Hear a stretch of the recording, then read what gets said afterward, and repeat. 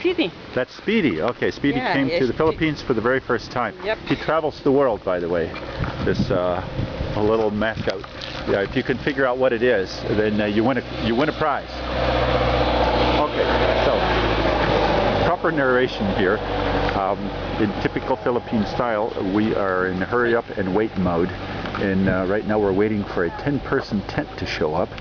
But this is our method of transportation. A carabao is going to pull.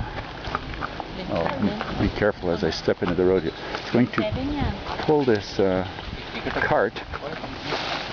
They're putting a tarp down to keep our packs clean. But this sled is going to carry things. There's the baby bow, and let's see if I can get baby bow from the other side. They're quite docile. They look like they'll bite you, but they don't. Hello. Yes. Oh, it's okay. Okay. The tree that we're being shaded by is a jackfruit tree, and these enormous fruits. I don't know if I can zoom in on one of these things.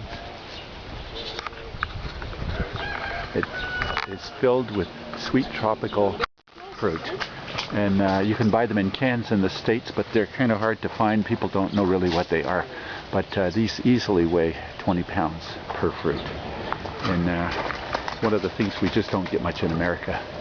Jackfruit, very nice.